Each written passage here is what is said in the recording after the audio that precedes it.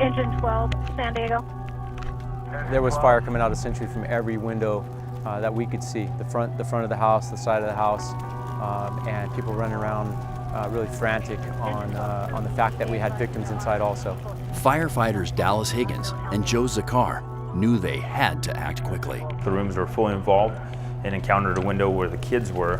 Firefighter Higgins dropped the fire hose and dove in the window, desperate to find the children through the intense smoke, flames, and unbearable heat. I was able to hear some moaning coming from below me. I dropped to my knees and began to search the bottom bunk.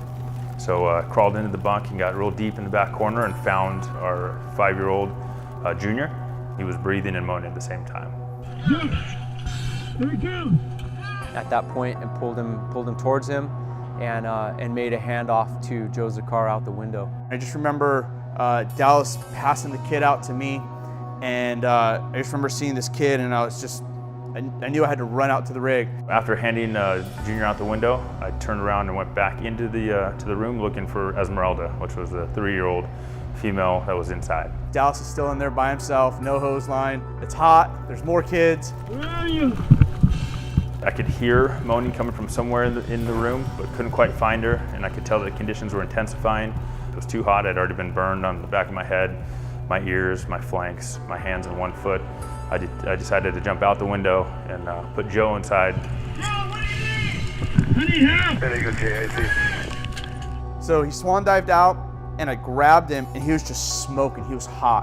While firefighter Higgins cooled down outside the window, firefighter Zakar continued the desperate search. Took just a deep breath, and I held it, and I heard a little sound, just a little moan right behind me. Higgins heard it too.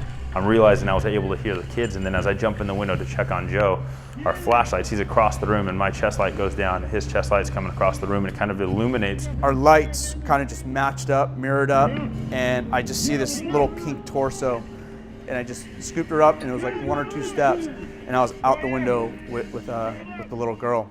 Their actions were the difference on this fire for those 2 kids. We've been really fortunate to be a part of the healing process with the family. Just the other day, they brought Esma here to the fire station, and she's running around acting like a 4-year-old.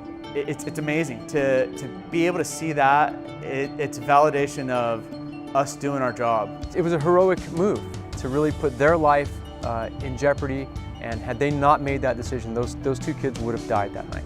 I don't think we're real heroes. I think we were given an opportunity that day to have an effect on somebody's life, and that's what I really feel blessed with. I was doing my job.